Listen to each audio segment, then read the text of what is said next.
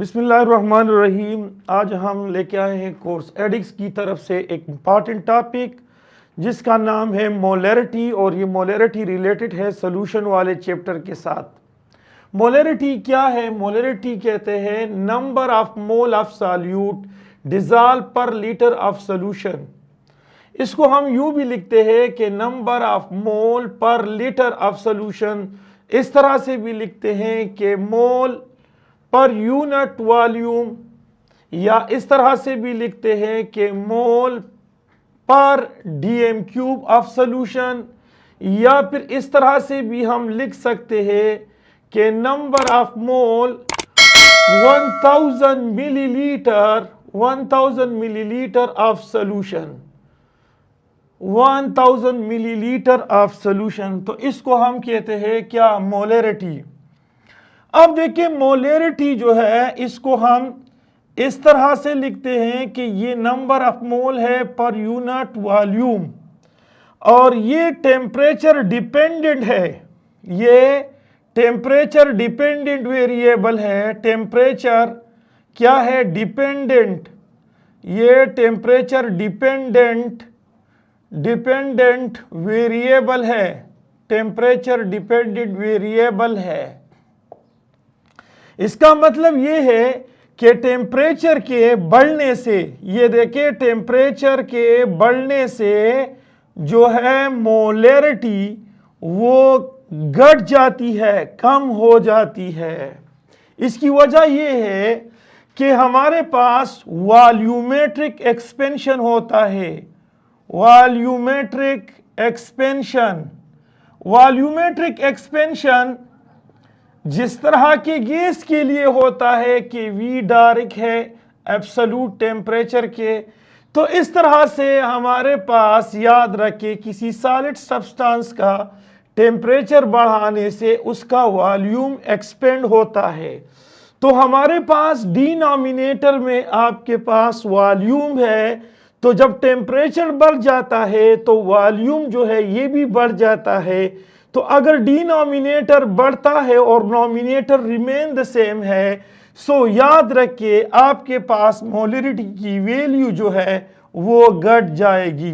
सो यहाँ पर आपके पास एक क्वेश्चन वो प्रोड्यूस होता है कि वो क्वेश्चन क्या है कि एट विच टेम्परेचर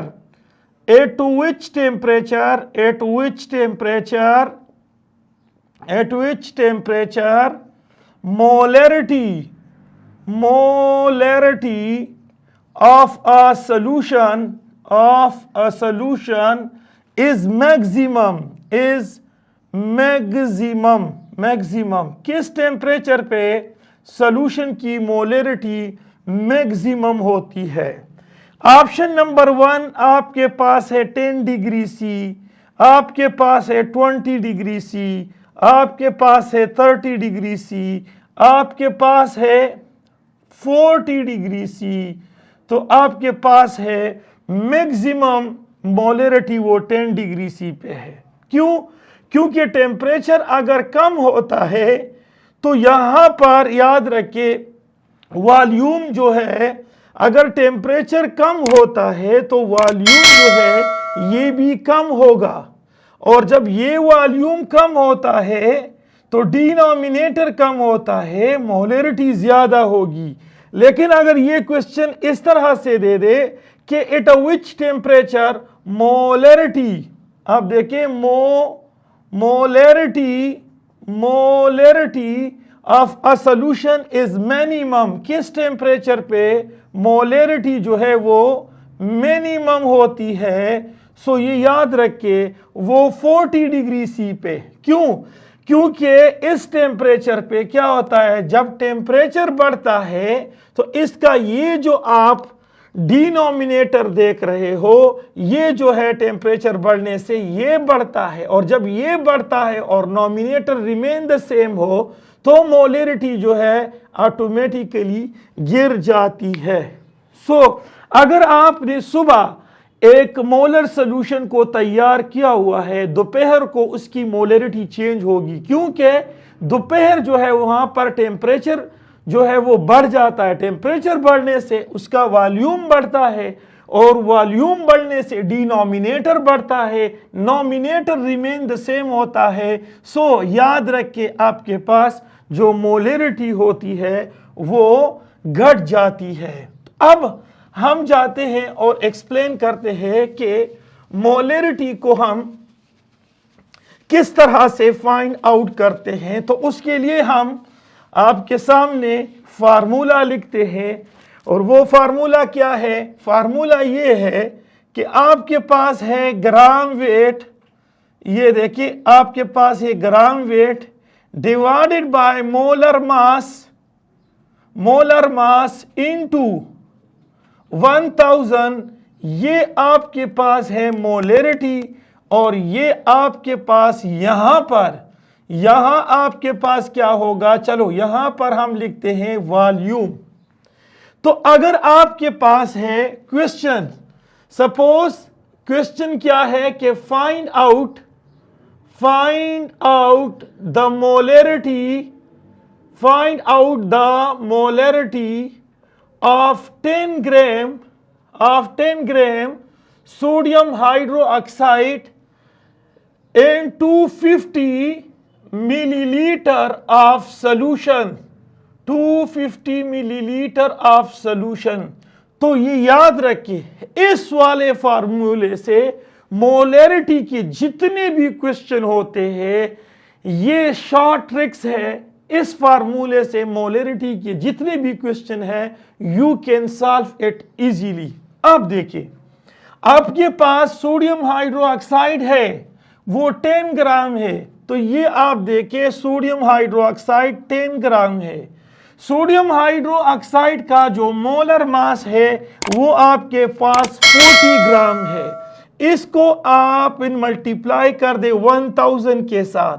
यहां आपने मोलरिटी 2 को फाइंड करना है। वॉल्यूम आपके पास कितना है? वॉल्यूम 250 ml है। तो 250 ml को यहां पर भी काट दो और यहां पर भी काट दो। सो यहां काटोगे तो इससे 4, यहां काटोगे यहां 10, 10 को 10 पे डिवाइड करते हो तो इससे 1 आता है। तो ये आपके पास है मोलरिटी जो है वो 1 के बराबर है। सो ये याद रखिए इस सॉल्यूशन की मोलरिटी हमारे पास 1 के बराबर होता है। अब अगर वो बता दे कि हमारे पास सपोज मोलरिटी, अगर ये क्वेश्चन इस तरह से कह दे कि हमारे पास मोलरिटी 1 है और वो मोलर सॉल्यूशन 1 मोलर सॉल्यूशन है और वॉल्यूम 250 है, और वो आपको बता दे कि इसका ग्राम मास मालूम कर दे। क्या मालूम कर दे? ग्राम मास, यानी ग्राम वेट मालूम कर दे, और नीचे आपके पास मोलर मास है। सो क्या होगा? आप इसको इस तरह से करोगे कि ये 250 है, इसको आप इसके मोलर मास इसको इस साइड पे लेके आओगे, 1000 पे इसको डिवाइड करोगे और यहां से आपको मिलेगा ग्राम वेट। सो ये देखें इसकी वैल्यू क्या है? इसकी वैल्यू अगर आप देखें तो इसकी मोलर मास सोडियम हाइड्रोक्साइड की वो है 40। सो अब देखिए यहां से ये खत्म और यहां से ये खत्म। सो इससे क्या कितना बचता है? ये 100 आता है डिवाइडेड बाय 10। 100 को 10 पे डिवाइड कर दो तो देखिए वापस वही 10 ग्राम आता है। सो देखिए ये वाला फार्मूला है जिसके थ्रू आप मोलरिटी के सारे क्वेश्चन सॉल्व करते हैं।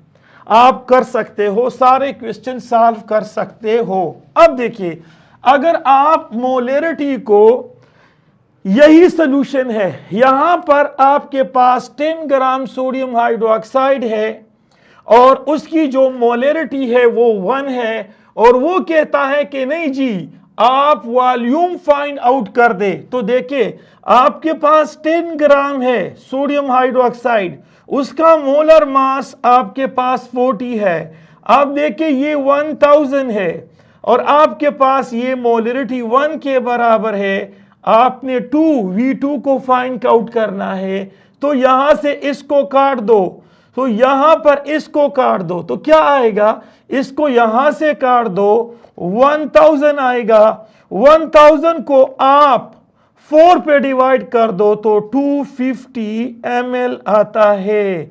सो देखिए ये वो क्वेश्चन है जिसके through you can solve out any type of question related to molarity. Molarity के साथ रिलेटेड जितने भी क्वेश्चन है आप इस फार्मूले के थ्रू सॉल्व कर सकते हैं। अब देखिए हमारे पास कहते हैं कि फाइंड आउट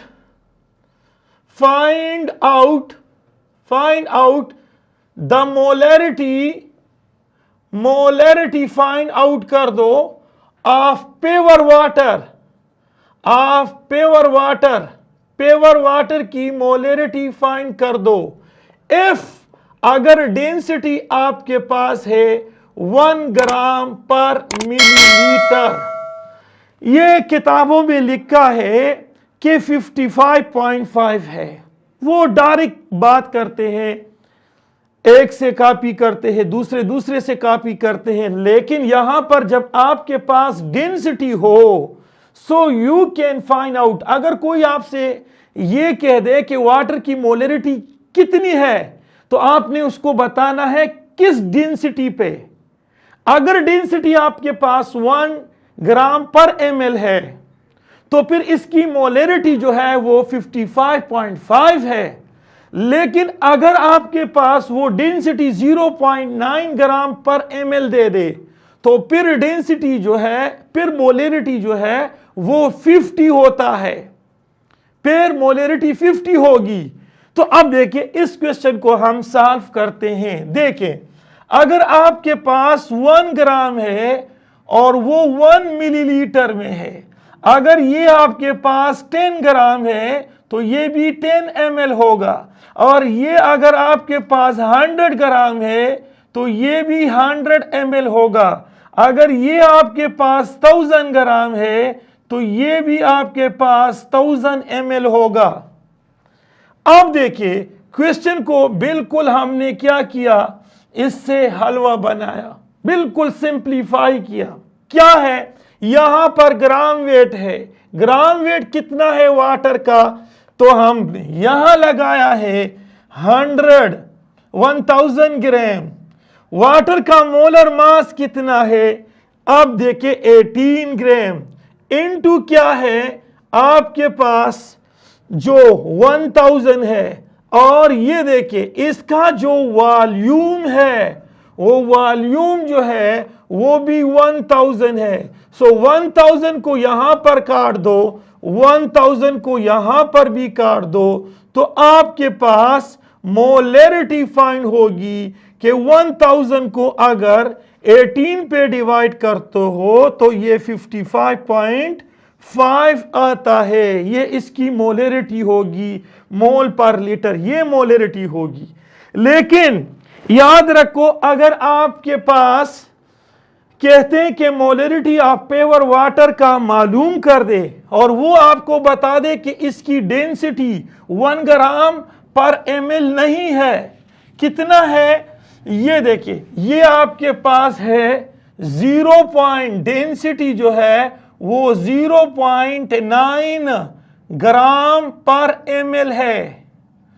तो इसका मतलब ये है कि अगर आपके पास ये 0.9 ग्राम है 1 ml में, तो अगर ये आपके पास 10 ml होता है तो फिर ये 9 ग्राम होगा, और अगर ये आपके पास 100 ml होता है तो ये 90 ग्राम होगा, और ये अगर 1000 ml होता है सो ये आपके पास 900 ग्राम होता है। अब देखिए यहां पर आपके पास वाटर का ग्राम 900 है और इसका मोलर मास जो है वो 18 है, और इसको 1000 से मल्टीप्लाई कर दो। यहां आपने मोलरिटी को फाइंड आउट करना है, और इसका जो वॉल्यूम है सो वो आपके पास 1000 है। सो 1000 और 1000 को काट दो सो देखिए ये क्या होगा, 1000 को काट दिया तो ये आपके पास बचता है क्या, ये 900 को 18 पे डिवाइड कर दो तो ये 50 मोल पर लीटर ये इसकी मोलरिटी होती है। सो इससे साबित हो गया कि हमारे पास मोलरिटी वो डायरेक्टली प्रोपोर्शनल है डेंसिटी का। अगर डेंसिटी ज्यादा होता है तो मोलरिटी जो है वो ज्यादा होगी। ओके, अब देखिए आगे जाते हैं और एक्सप्लेन करते हैं फर्दर मोलरिटी के बारे में। कुछ क्वेश्चन है उसको हम सॉल्व करते हैं। देखिए अगर आपके पास पेवर वाटर की मोलरिटी फाइंड आउट किया 55.5 है जब डेंसिटी 1 ग्राम पर मिलीलीटर हो, लेकिन अगर वो इथेनॉल का कह दे कि इथेनॉल का कितना होगा तो you can find out ethanol का भी इसी तरीके से आप उसकी मोलरिटी फाइंड आउट कर सकते हैं। अब देखिए अगर आपके पास है क्वेश्चन, अगर आपके पास है कि 120 ग्राम यूरिया है इन 1000 ग्राम सॉल्वेंट में कहते उसकी मोलरिटी फाइंड आउट कर दो एफ डेंसिटी, ये देखें एफ डेंसिटी ऑफ सॉल्यूशन। अगर सॉल्यूशन की जो डेंसिटी है वो आपके पास 1.12 ग्राम पर ml हो तो आप इसकी क्या कर दो, क्या ये मोलरिटी फाइंड कर दो। तो देखिए ये आपके पास ग्राम मास है और इसका यूरिया का जो मोलर मास है, देखिए यूरिया का ये फार्मूला है, ये इसका फार्मूला है, इससे मोलर मास 60 ग्राम आता है। यहां आप देखिए ये आपके पास क्या है 100 ग्राम सॉल्वेंट है, लेकिन मोलरिटी में सॉल्वेंट की कोई बात नहीं है, मोलरिटी में सॉल्यूशन की बात होती है। सो अब क्या करते हैं, ये 100 ग्राम में है और यहां पर वॉल्यूम का जिक्र मौजूद है मोलरिटी में और यहां ग्राम का जिक्र है। सो होगा क्या, आप डेंसिटी को ले ले, डेंसिटी बराबर है मास पर यूनिट वॉल्यूम। अब आपके पास है, अगर आप वॉल्यूम को फाइंड आउट करते हो तो ये देखिए ये आपके पास है मास पर डेंसिटी। अब ये डेंसिटी किसकी है, ये डेंसिटी आपके पास सॉल्यूशन की डेंसिटी है जो कि 1.12 ग्राम पर ml है, ये देखिए। लेकिन इसका जो मास है सॉल्यूशन का मास, तो सबसे पहले आप देखें कि सॉल्यूशन का मास कितना है। सो देखिए सॉल्यूशन का मास जो है, अगर आप देखें हमारे पास सॉल्यूट का मास 120 ग्राम सॉल्यूट है, उसमें सॉल्वेंट जो है, उसमें जो सॉल्वेंट है ये 120 ग्राम सॉल्यूट है, उसमें आपके पास जो सॉल्वेंट मौजूद है वो 1000 है। सो आप देखिए 120 को 1000 के साथ ये आपके पास सॉल्वेंट है और ये आपके पास सॉल्यूट है, तो इससे सॉल्यूशन बन जाता है। कितना सॉल्यूशन बनता है, देखिए 1000 को आप क्या कर दो, आप इस तरह से कर दो, ऐड कर दो, क्या ऐड कर दो, 120 को 1000 के साथ ऐड कर दो तो 0211 आता है।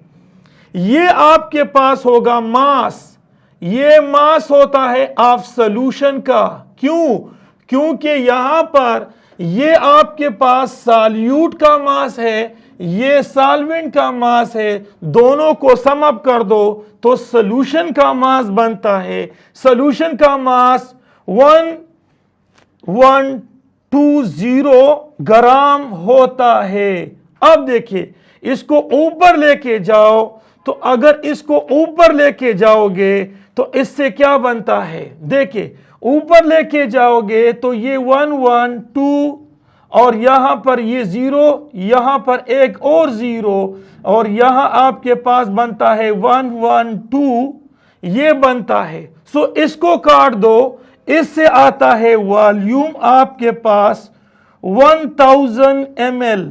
तो अब बात बन गई है। अब हमारे पास यूरिया जो है वो कितना है? यूरिया 120 ग्राम यूरिया है। यूरिया का मोलर मास कितना है? वो 60 ग्राम है। और ये आपके पास किसके बराबर है? 1000 के। तो आपने मोलरिटी फाइंड करना है और वॉल्यूम यहां से मालूम हुआ कि वो वॉल्यूम 1000 है। सो 1000 को 1000 पे काट दो, यहां पर भी काट दो तो खत्म। यहां 60 को, ये 120 को 60 पे डिवाइड कर दो तो 2 मोल पर लीटर बन जाता है। ये इसकी मोलरिटी होती है। इस तरह से हमारे पास कुछ क्वेश्चन इस तरह से भी होते हैं कि अगर वो हमें मास का कह दे कि मास को फाइंड आउट कर दे। अगर आप मास को फाइंड आउट करना चाहते हो so you can find out the mass. Mass को कहते हैं कि find out the mass of potassium hydroxide in a 150 ml in a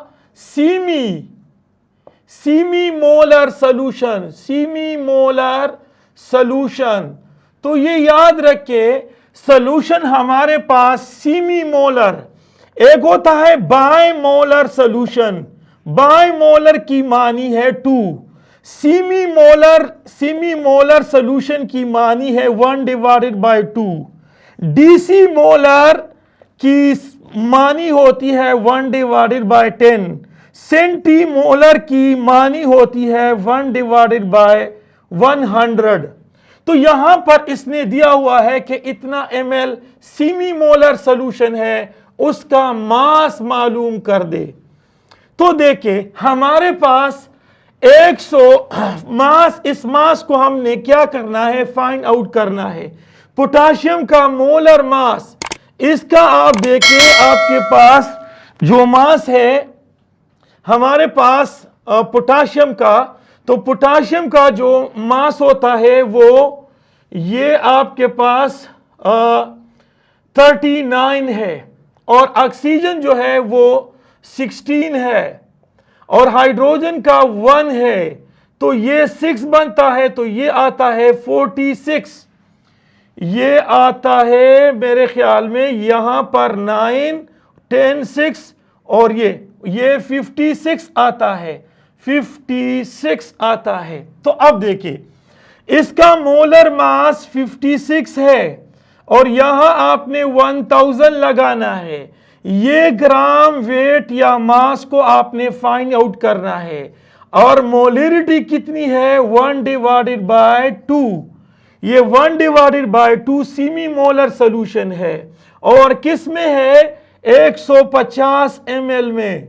सो क्या होगा? ये आपके पास ग्राम वेट है, यहां 1/2 150 है और यहां पर 56 और डिवाइडेड बाय 1000। सो इससे जो भी आंसर आएगा वो ग्राम होगा, ग्राम वेट होगा पोटाशियम हाइड्रो ऑक्साइड का। इस तरह से आप फाइंड आउट करते हो किसको? ये मोलरिटी को फाइंड आउट कर सकते हो।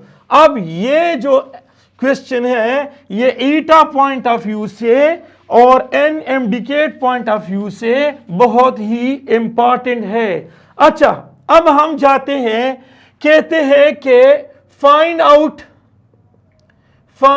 आउट मोलरिटी को फाइंड आउट कर दो ऑफ 12% यूरिया का।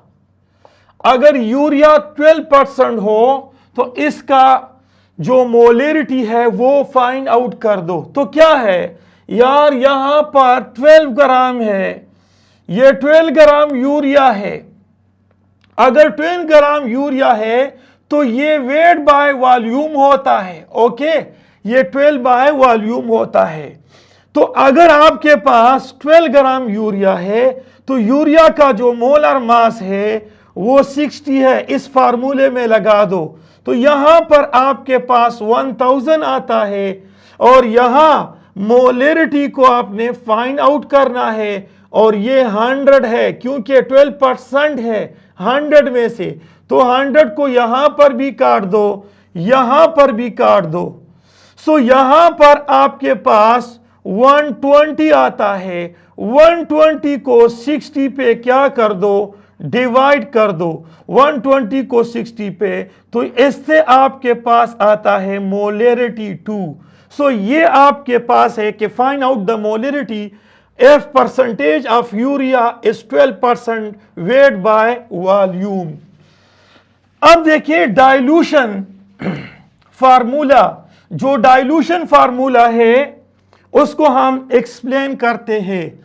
सपोज आपके पास है यहां पर एक कंटेनर है, इस कंटेनर में आपके पास है 0.1 मोलर सोल्यूशन है, यानी आपके पास इसमें नंबर ऑफ मोल जो है ये आपके पास 0.1 मोल है और किस में, 1 लीटर में, तो ये आपके पास 1 मिलीलीटर के बराबर होता है। और ये आपके पास क्या है, ये आपके पास नंबर ऑफ मोल है, तो ये आपके पास मोलरिटी है, मोलरिटी 1। अब हमने इसमें सॉल्वेंट डिसॉल्व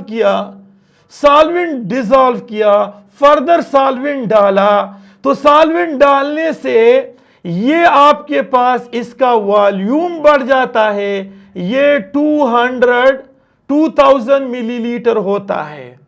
तो इसकी जो क्या नाम है, जो मोल होता है वो रिमेन द सेम होता है। क्यों? क्योंकि यहां पर तो हमने सॉल्यूट को फर्दर ऐड नहीं किया हुआ है, सिर्फ सॉल्वेंट वो डाला हुआ है, जिसकी वजह से मोलरिटी 2 भी चेंज होता है, मोलरिटी चेंज होती है, वॉल्यूम भी चेंज होता है, लेकिन नंबर ऑफ मोल दोनों में सेम होते हैं, नंबर ऑफ मोल सेम होते हैं। तो देखिए यहां नंबर ऑफ मोल ये बराबर होते हैं इसके नंबर ऑफ मोल के। सो हम क्या कहते हैं, हम करते हैं कि हमारे पास जो मोलरिटी बराबर होती है वो number of mole per unit volume के बराबर है। तो अगर आपके पास यहां नंबर ऑफ मोल 1 है और यहां पर नंबर ऑफ मोल 2 है, तो यहां हम लगाते हैं M1 V1 और यहां लगाते हैं M2 V2। अब देखिए ये आपको गिवन होगा, ये आपको गिवन होगा, कहते हैं नेक्स्ट मोलरिटी फाइंड आउट कर दो, नेक्स्ट मोलरिटी आपने फाइंड आउट करनी है। सो अब देखिए क्या है कि अगर आपके पास है ये 0 पॉइंट क्या नाम है इसका जो मोलरिटी है वो जितने भी है, सपोज ये आपके पास 0.1 है 1000 मिलीलीटर में, और कहते हैं कि ये मोलरिटी कितनी होगी जब इसका वॉल्यूम आपके पास 200 ml हो, तो मोलरिटी किसके बराबर होगी। सो इस तरीके से आपने यहां पर इसको 2000 ml पे डिवाइड करना है, इसको भी 2000 ml पे डिवाइड करना है। सो you can find out easily the next molarity, जो कि नेक्स्ट मोलरिटी डिफरेंट होगी, नेक्स्ट मोलरिटी डिफरेंट होगी। क्यों डिफरेंट होगी? इसलिए कि हमारे पास सॉल्वेंट डालने से मोलरिटी और वॉल्यूम जो है वो चेंज होता है फॉर द सेम सॉल्यूशन, लेकिन उसके number of mole remain the same होते हैं। अब हम जाते हैं, अगर आपके पास दो सेम सॉल्यूशन हो, अगर सेम सॉल्यूशन हो, अगर सेम सॉल्यूशन हो, अगर 2 सिमिलर सॉल्यूशन हो, तो उसकी मोलरिटी किस तरह से फाइंड होगी। तो देखिए अगर आपके पास सेम सॉल्यूशन हो, सो देखिए आपके पास number of mole plus number of mole 2, आपके पास रिजल्टेंट नंबर ऑफ मोल आते हैं। सेम सोल्यूशन के लिए अब सोल्यूशन सेम है, 2 सिमिलर सोल्यूशन है। सो देखें, एक में आपने नंबर ऑफ मोल को एक किस्म का, दूसरे में नंबर ऑफ मोल दूसरे किस्म का, तो ये सिमिलर सोल्यूशन सिमिलर है। तो ये याद रखिए, यहां पर सॉल्यूट जो है वो क्या है, वो भी सेम है, सोल्यूशन सेम। तो यहां पर N1 के मोल एक तरह के हैं, N2 के मोल दूसरे तरह के, तो ये आपके पास रिजल्टेंट नंबर ऑफ मोल बनता है। अब यहां आपके पास है, ये आपके पास है M1, ये आपके पास है M2 के बराबर है। क्यों? देखें, मैंने बता दिया कि मोल बराबर है नंबर ऑफ, मोलरिटी बराबर है number of mole per unit volume. तो अगर आप वॉल्यूम को मोलरिटी से मल्टीप्लाई करोगे तो यहां से नंबर ऑफ मोल आते हैं। लेकिन यहां पर सेम सोल्यूशन है, सेम टाइप ऑफ सोल्यूशन है, तो ये आप देखिए, इसको यहां पर कर दो M2V2, और यहां पर आप देखिए M रिजल्टेंट मोलरिटी और यहां पर रिजल्टेंट वॉल्यूम। तो अब अगर आपके पास यहां पर मोलरिटी 0.1 है और वॉल्यूम 200 ml है, और यहां पर आपके पास सोल्यूशन H2SO4 है। अब यहां पर आपके पास मोलरिटी 0.2 है और इसका जो वॉल्यूम है वो 400 ml है। सो आपको कहते हैं कि आप रिजल्टेंट मोलरिटी को फाइंड आउट कर दो। तो अब रिजल्टेंट मोलरिटी को फाइंड आउट करोगे तो किस तरह से करोगे? तो ये आप देखें, यहां पर वॉल्यूम 400 है, ये 200, तो ये आपके पास बन जाता है 600 ml। तो 600 ml को यहां पर भी काट दो, और ये भी H2SO4 ही का है, तो 600 को यहां पर भी क्या कर दो, यहां पर भी काट दो। तो आपको इससे क्या मालूम होता है? रिजल्टेंट मोलरिटी फाइंड आउट होती है। अब इस तरह से आपके पास है कि अगर हमारे पास नॉन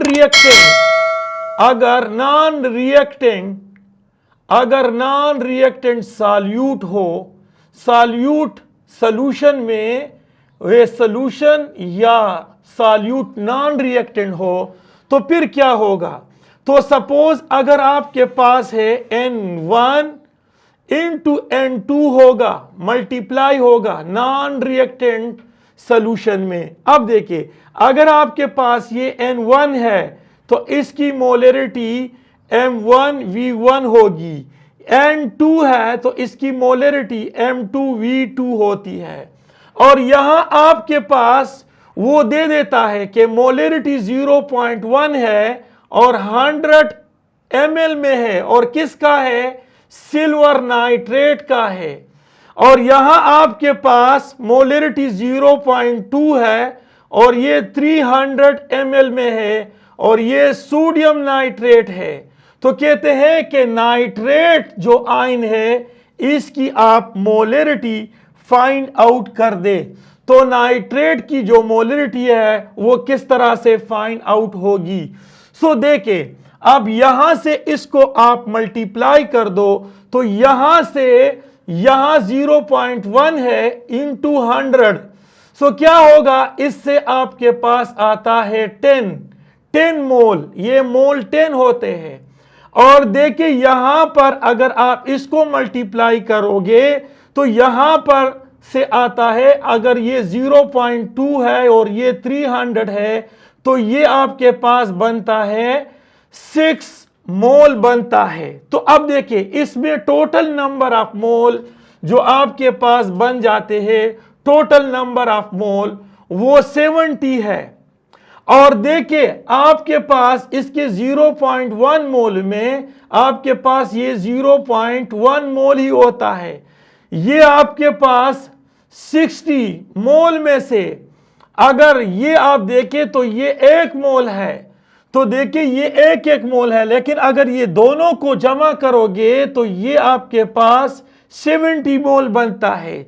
तो देखिए नॉन रिएक्टेंट सॉल्यूट और सॉल्यूशन उसकी मोलरिटी, तो टोटल मोलरिटी क्या है, ये 70 है और उसका वॉल्यूम कितना है 300 और 100, तो ये आपके पास बन जाता है 400।